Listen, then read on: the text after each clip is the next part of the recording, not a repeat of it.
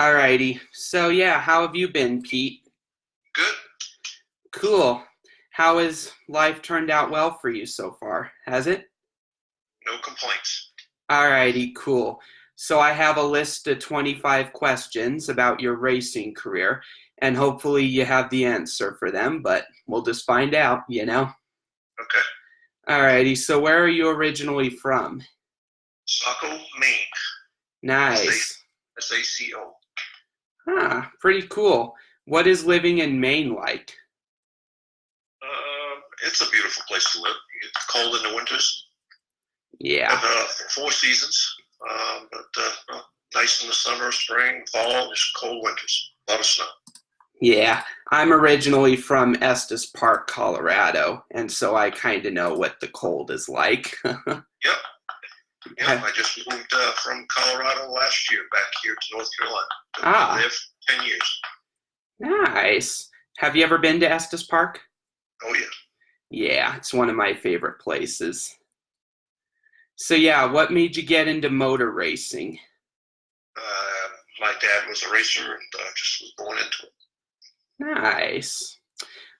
How did you get your ride as a crew chief with Dale Earnhardt Incorporated? Well, I don't know how you can say how I got the ride. It was just through hard work. I moved down to North Carolina in 1998. Worked with Jasper Motorsports for a few years. Graduated up to a car chief, then moved over to Dale Earnhardt Incorporated as a car chief, and then was asked to do the crew chief job on a couple of Busch series races that involved Dale Jr. and we won Bristol there one year, and then after that they asked if I would do his crew chief. Pretty cool. That's really awesome. And yeah, I interviewed Doug Bowell, the owner of Jasper, last year. He's pretty nice. Yep, great guy. Yeah. What was working with Jasper Motorsports like during that period? It was a good initiation into the NASCAR series, top series. They made a good. They were good people to work for. Doug Bobble, Mark Hera, and Mark Wallace. The three of them. They made a family type atmosphere out of the race team. It was a fun team to work for. Learned a lot there. Pretty cool. And what was working with John Andretti like? John was fun to work with. Professional, obviously, with his racing. Obviously, has a strong family ties to a lot of different forms of racing with the Indy cars and stuff. But he was good to work with. That's good to hear. And what was your reaction to learning that you would be working with road racer Ron Fellows for Watkins Glen? That was a good. Actually, we had tested with him before. I did some R&D work for Dale Earnhardt Incorporated prior to getting to race with him. So he did some testing with us, so I got to know him pretty good before the actual time that he raced for us. Actually, I think I raced with me for a couple of times, but that one particular race that we finished second to Tony Stewart was a highlight for sure.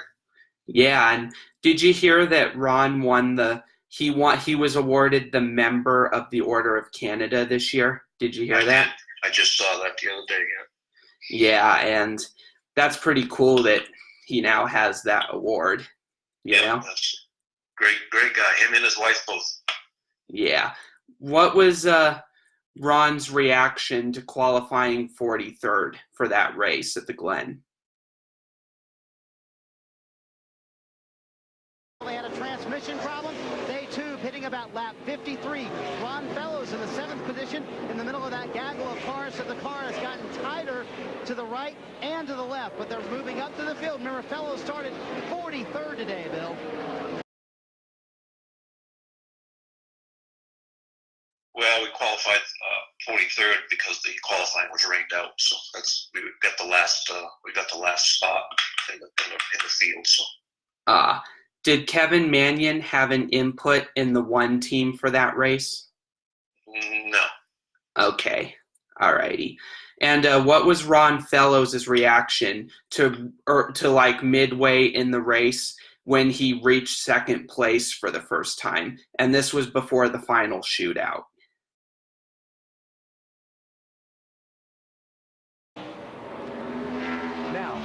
Tony Stewart, the leader, made the charge from 13th up to 1st in about 10 laps after a set of pit stops and a caution before.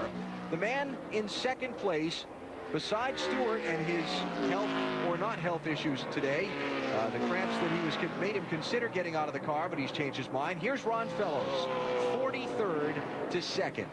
And that's not a big surprise. No, not really. We knew that was coming. Marty? Yeah, Ron's not a theatrical type guy. He's always cool. He was always cool, calm, and collected. We just had a plan when the race started. We stuck to the plan, and he was calm and cool all the time. That's why he's as good as he is. Alrighty, cool. And what did he say before the final restart when he was running fourth for that restart? Of the lead lap cars. Matt? Robbie Gordon will be 2 laps shy of making it. In fact, owner Richard Choders made the call. They were going to stay out. Richard said, no, let's pit. Let's get it full of fuel. To Marty. Martin Truex Jr.'s Busch Series crew pitting Ron Fellows today. Seems a little tighter in the right-handers and the left-handers. They make an air pressure adjustment, trying to help that out. They are 4 laps short for making it all the way on fuel, hoping for caution for Fellows. Obviously, they have a fast car today. All right, Robbie Loomis, crew chief for Jeff Gordon. They can make it, by the way, to lap 94, Marty. Build the caution, a big break for Ron Fellows. Kevin Manion, he's had the fastest car in that last run pretty clearly. Can he win it from fourth? Oh yeah, no question about it. You know, Ron's been extremely helpful to this team and the company, and really fast this last set of tires he really likes. All right, they still think they have a shot, and from fourth, I think they can get it done, Alan. It's going to be very interesting to find out. So here we come to a restart that'll be with 15 laps to go. You've got Casey Mears leading the race, trying to stretch his fuel, but with his 11-second advantage wiped out by the caution flag. The next car in line is Brendan Gaughan, but he's now a lap down after getting pulled out of the gravel trap. Then you get Tony Stewart second, Dave Blaney third, and rapid Ron Fellows in fourth. Casey Mears is a sitting duck. Yeah. And pretty much so is Dave Blaney. So Ron Fellows needs to get by Blaney quick, and Stewart needs to get by Mears quick, and, you know, get away from each other. How quick you think? Turn one? Are they I would say turn one is going to be really exciting again. Okay. Yeah. All right. And don't forget Robbie Gordon lurking back in 7th. We just heard from his crew chief. Here comes the restart. 15 to go at the Glen. Nice job, Brendan Gaughan, getting out of the way. Yeah, that was a good move. Robbie Gordon. Nice move, Robbie. Under Dale Jr., under Ricky Rudd. You always know Robbie's going to do that. He does it everywhere. Got one of them. Rudd was able to hold him off. Robbie up to 6th.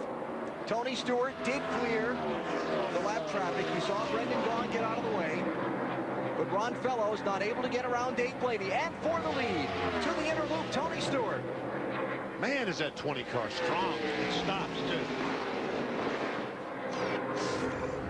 Now, Tony has got to go. He's got to get as much track in between him and Ron Fellows. Ron Fellows is fast. He probably has the fastest car out there. But this is a good situation for Tony. Ron's going to have to get by these cars. By the way, Brendan Gaughan, we talked about getting out of the way on the restart. Transmission is locked up on his car. He's gone behind the wall. Here's Fellows. There's one.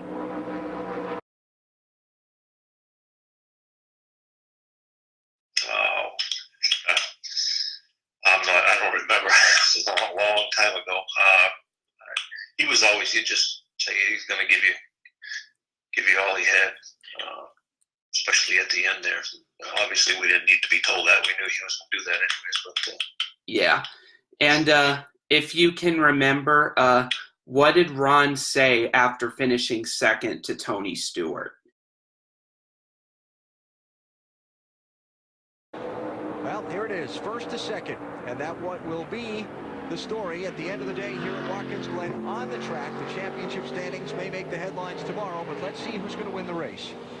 Ron Fellows lost a couple tenths of a second. Like I said, it's been going back and forth every other lap. That last lap. Fellows a big fan and season ticket holder of the Toronto Maple Leafs. I think that Tony, he realized they told him there's 3 laps to go. I think he's reaching down and finding a little bit special to keep this gap between him and the 1 car. You got to make sure you catch traffic in the right place, not the wrong place, because he could catch a car in the wrong spot, and Ron Fellows will be there. Staying in the race car, we knew he had too good a race car to give it up. Man, I'm so impressed with this run today. And now the white flag is up, and we're on the final lap here at Watkins Glen. Another 10 or so gear 7 corners plus the inner loop for Tony Stewart to find victory lane. We're assuming he'll find victory lane. I bet he will. Today. And there goes the 41 car, Benny. Yep, he's still running. White flag. Marty may be right. We'll see. Well, can we say Jimmy was right? Jimmy was right. Jimmy Elliott was right. Yeah. Not Marty. Tony, very impressive today. This is a team that has endured its share of ups and downs, the different things that happen to them, the controversy that seems to just build up and swirl around them from time to time. Last weekend at the Brickyard 400, Tony Stewart not able to come up with the result that he so badly wants at that racetrack. Brushed it off probably as well as he ever has a disappointment at Indianapolis particularly. And here at Watkins Glen today, overcoming the physical cramps that have dogged him throughout the day, and he's going to ride his way to a dominating win. He'll lead half the race today and take his second Watkins Glen checkered flag. Tony Stewart is the winner. Second and a half margin of victory over Ron Fellows. Stewart leads 46 of the 90 laps. His second win of 2004. And his third victory on a road court. At Watkins Glen, we wait for Tony Stewart's return to the winner's circle to talk about his victory in today's NASCAR Nextel Cup Series race. Stewart leading 46 of the 90 scheduled laps today, and we show you the finishing order at the bottom of the screen. While we do that, let's talk with some of the other top finishers. We'll begin with Marty. Alan, Ron Fellows started 43rd today. You finished second. I can't tell whether you're excited or disappointed by that. I'm disappointed. We finished second before. You know, I got to thank everybody at DEI, Pete, Bono, all the guys, Richie Gilmore, oh, Jeff, just everybody at Kraft Foods. Oh, no wafer, Nutter Butter. Wow, we had a really good Chevy, and but we had to work hard with that thing. I just didn't have enough left for Tony for that last caution, and all I could do was match his times. It was good. I don't know what we do different. I mean, it was great. It just wasn't good enough. And man, second again. Disappointed, Dave. He was pretty happy. He was pretty happy about it. He did all he just told us he did all he could do. He was pretty happy. All righty, pretty cool. So what was working with Martin Truex Jr. like later on?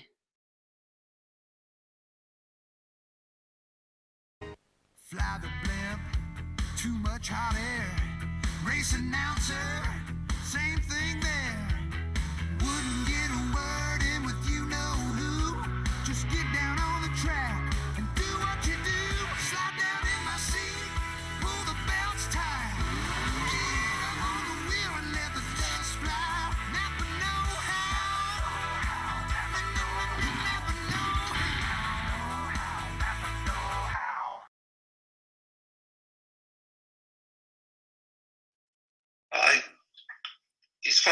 He was fun to work with. He's a professional.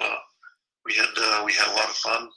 I've known Martin for several years. So back at when we were at DEI, he was running the Busch Series car for DEI under Kevin Manion. So we kind of knew each other a little bit back then. And then I used to race against his dad up in the Busch North Series. So I kind of know the family a little bit anyway, so we've got some history. But he's good. He's a good guy. Good guy. Him, very respectful and good to work with. Pretty cool. And what was working with Michael Waltrip like in 2005? Oh, we had a lot of fun. We had some. Obviously, Michael's a good racer and a good speedway racer. We had a lot of fun on the speedways. We knew that when we went to the speedways and we had something real good to work with. Him being one of the better super speedway racers there is. And we actually got it to he was pretty comfortable on the mile and a half tracks and had a lot of fun there. But he's good to work with. All in all, fun. Had a lot of fun. That's great to hear. What was working with Dale Earnhardt Jr. like? It was a challenge. Back in the day, it was a challenge. He's a very talented person, but at the time, we had just lost. He had just lost his dad, and his dad was a person that used to keep tight reins on him, and just trying to get out of Dale what we needed to get out of him was tough at times. But when he did go to finally did go to Rick Hendrick Racing, Rick Hendrick Motorsports, there Rick was able to get out of him, but then he was older at the time, so we just got him when he was a very young person and really wasn't focused on what he needed to be focused on at the time. So alrighty. The relationship didn't last that long. I see. Were you at the race in Daytona in 2001 where his dad had crashed? Got a couple of corporate teammates, Waltrip and Earnhardt Jr. Then the man who owns those cars, Dale Earnhardt. This crowd is on their feet. They want to see the finish of the Daytona 500. They'll look at the white flag. Dale Earnhardt Jr. right behind him. Then Dale Earnhardt nose to tail. The front two have a breakaway of about a car length. Three wide behind, halfway down the back straightaway.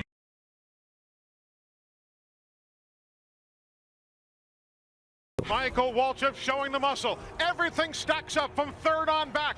Dale Earnhardt gets turned sideways. He'll take Schrader. Earnhardt and Schrader are in the wall. Waltrip leads off four. Coming down to the finish, though. Michael Waltrip trying to hold off Dale Earnhardt Jr. in 463 tries. Finally, Michael Waltrip is going to win a NASCAR Winston Cup race, winning the Daytona 500, the biggest of them all. Sitting directly in front of me, the Ken Schrader car and the Dale Earnhardt car.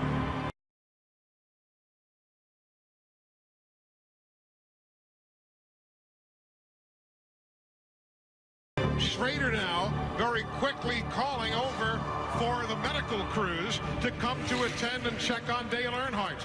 Well, in hot pursuit of Dale Earnhardt Jr., they don't know anything yet about your father. Tell us about those last few laps. Well, I was trying to stay behind Michael and see what happened at the end. But they had a big wreck back there, so they didn't have really no help. So Michael won his first race. I'm glad for DEI for finishes 1 and 2 today. Pretty cool. That's Dale Earnhardt Jr., who's going to the care center. He's trying to check on his father. He comes home second. Yes. Yeah, I was working for Jasper Motorsports at the time. Alrighty. Then we were actually they were random teardown cars, so we were in the teardown area where we had gotten the news that he had passed. Oh, yeah, that's tough. Did the entire track go quiet after the wreck happened? Oh yeah, yeah, sure. Yeah, Andy Pilgrim told me that in my interview with him last year. He told me that when the crash happened, everything went silent pretty much. Yeah, and then you don't know. One of the highlights is when Schrader ran over to him, and then when Schrader started panicking and jumping up and down, and waiting for the ambulance people to hurry up and get to him. That wasn't good. So yeah. So what did you do after you left Dale Earnhardt Incorporated? I went to work for Evernham Motorsports, Ray Evernham. Pretty cool. So what was working for Evernham like? real good race. Obviously a championship-winning crew chief, and then with a very well-established team owner when he started his own teams with Dodge. So one of the more experienced people in the garage, one of the more talented people in the garage that was able to become an owner. He's a good straight shooter, and it was a good place to be. That's good to hear. And how did you get your job with Furniture Row Racing? A phone call from it was Joe Garone out there, the president out there with the race team. So he called at the end of the Ray Evernham Motorsports days and asked if I was interested in going out there. That's what started it. Is that why you briefly lived in Colorado, because of Furniture Row? Yeah, I actually lived out there for 10 years. So. Alrighty. 2009 until last year. So. Alrighty. So what was working with Regan Smith like? It was good. We had a lot of fun together. We won our first race together for Furniture Row. So that was quite an accomplishment there. That's what we initially went out there, what we set out to do, and it was took us 2 years. 2009 when we moved out there to a year and a half actually before we were able to get the first win for Furniture Row. I remember that race. I remember watching that race in 2011 on my television back when I was living in Colorado.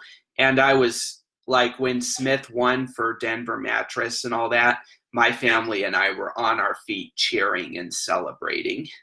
Yeah, just, we ended up staying out at that, we ended up staying out on the last caution, but it wasn't, we didn't luck into it because we ran top 5 the whole night. Yeah. So that made the decision to stay out a lot easier when Regan and I talked about it on that last caution. So. I've always said, whether you luck into it or not, a win is a win, and no one will take it from you. Yeah. You know what I mean? Yeah, but again, we ran well, so. Yeah, definitely. Ran well the whole night, so. Yeah. And then we held off the best, so we held off Brad Keselowski and Carl Edwards to do it. So. Yep, and those are like the best drivers that you can possibly beat at the time. You know what I mean? Mm-hmm. Yeah. So yeah, what was team owner Barney Visser like? Great man, one of the best guys I've worked for, and one of the best people I've ever met in my life. Very strong family man. Very strong family man, and we had at one point we had like 90 something employees when we had the 2 race cars, but generally we had between 50 and 60 employees, and type of person that treats everybody as his family. Every one of the employees, he would come in the shop every couple of weeks and walk around and talk with everybody, shake everybody's hand, and thank them. Very strong personal relations type guy. He's just an excellent guy. Again, best person I've probably met in my life. That's great to hear. And what was your reaction when Smith was able to win at Darlington, the Southern 500? 20 cars on the lead lap. Regan Smith looking for his first Sprint Cup victory. Carl Edwards trying to deny him from the outside of the front row. Then Keselowski, Stewart, Kane, and Hamlin. Green flag, 2 to go. Boy, I tell you, that 2 car gets up in there. That's going to mess with Carl a little bit. But Carl should be able to get the steam up the outside. Regan Smith in that 78 gets a good run through 1 and 2. Actually pulls away from Carl Edwards down the backstretch. Stewart loses a bit of ground and loses 2 spots. It is Smith into turn 3. Edwards has the grip, and here he comes to the white flag. Regan Smith 1 lap away. Paul Menard blowing up in the back of the pack. White flag. Can he do it? Can he hold him off? No matter what, we've got a race now. They'll race it back if we don't get a caution. Boy, Regan got off to the turn 2. Oh, he hits the wall. He's all right. He's okay. He got off there great. But Edwards didn't jump inside. They're all wrecking behind him, but it's okay. Can he hold him off? One more corner. Here we come to the flag. Regan Smith looking for his first Sprint Cup win. Edwards to Carl Edwards. Smith gets the flag, and this time he'll get to keep it. How about that? I love you guys, man. That's awesome. Wow. That's awesome. Yes. What a call. You're the man, buddy. Nice job today. Nice job today, buddy. Thank you very much. Wow. Nice job. A single-car team racing out of Denver, Colorado is going to victory lane in the Southern 500. And we've been bragging about his qualifying. You know, what a great qualifier. And this week he qualifies terrible. The worst he's qualified all year. But guess what? Got him a win. I think at first it was just a let it soak in type thing. I didn't even after they threw the checkered flag, we did our congratulations stuff, and then everybody went over to the victory lane, and I went back to the truck, put my radios away, and at that point I think I sat on the back of a trailer for a few minutes, just thinking about it all, let it all take in, and then I think it was a couple of guys, Joe Garone, and one of the truck drivers came over and said, "Man, you got to get to victory lane."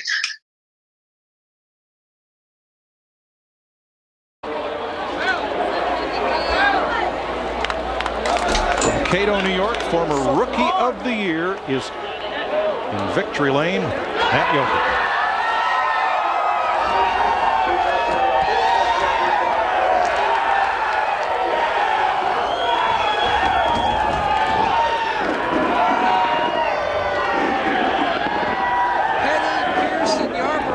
Legendary names who have won this Crown Jewel event. Now you can add your name to the Johnny Mans Trophy. Can you describe what this means for you, Regan? No, I really can't. It's first and foremost, all the moms out there, happy Mother's Day. My mom comes to every race that I run just about, and she missed this one. Sorry. She's in Tuscaloosa, Alabama with some animals and saving animals after the tornadoes down there. So, Mom, hi, I love you. Sorry you missed this, but gotta thank the fans, for all the fans for coming out. Furniture Row, these guys have stuck behind me for 3 years now. We've had some major ups and major downs, and I think this would be classified as a major up for sure. The car was good all night. We just never had track position, and the opportunity showed up to stay out there, and Pete made a great pit call. I was gonna be mad if he didn't say that, but I was gonna do what he told me to do, and it worked out. We're in an all-star race. There's too much cool stuff going on right now. I had to get my composure out there. Actually, just right here I did. And we got a neat trophy now. Legends win this race. I'm not supposed to win this race. I have never even had a top 5. Like I said, shows in this series, anybody can win on any given Sunday. The boys from Colorado take a big one in Darlington. Pete Rondeau makes the call. Regan Smith goes to victory lane. Brad Keselowski, Greg Biffle there to congratulate him. Carl Edwards came over before he got to victory lane.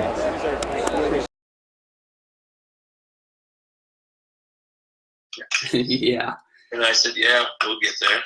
I'm not the cameras and lights and stuff kind of guy." So. Oh, I see. So you're kind of a private person then, as far as the media and all that. Yeah, I don't. I shy away from cameras. Alrighty. So, what did Regan Smith say on the radio when he won the race? He probably had a couple of swear words, and then we did it, I think it was, yeah. Yeah, alrighty.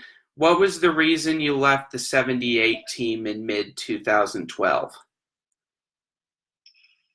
I didn't leave the 78 team. I was still working for the 78 team. Oh, well then I think... didn't take on the crew chief role. I was asked to do the crew chief role, but decided that I didn't want to be the crew chief any longer, so I ended up taking over the competition director. Oh, okay. So I misread it. You just left the crew chief role. You didn't leave the team. No. Okay, I misread it then. Yeah. So I went to work at the end of 2009, beginning of 2010, and it was working for Furniture Row the whole time, right up through last year. Alrighty, got it. So what was working for Shane Lee like? We had of the few races we have. I mean, I liked working with Shane, good young driver. Actually, he was, one of the few, probably one of the youngest drivers that I've worked with. But it was in the short period we had, I had no complaints. We had a good time. He was receptive to all the information that we would give him, and he applied it fairly well. He did the things that we asked him to do, in the car, but we didn't have much for cars, so we asked him to take care of the cars, and he did well with that. So yeah, he was a great guy to work for. I'd work with him again. Pretty cool. What was your reaction to Shane Lee finishing 7th in Iowa? I was hoping we would have finished better, but it was good. It was it's the highest finish for us, so that was a good day. Good to hear. And what are you doing today since kind of departing the Cup Series from what it looks like? Well, I'm technically still working for the H2 organization team, H2 Motorsports. And we're trying to get the team bounced back and put back together again. So. All righty. So what's your favorite racing movie between Days of Thunder, Grand Prix, Talladega Nights, Love Bug, or any other films you might know of? Days of Thunder. Yeah, everybody that I've asked so far has said Days of Thunder. I would have to agree with you on that. Yeah. So what does your future look like for motor racing? And this is the final question on the list.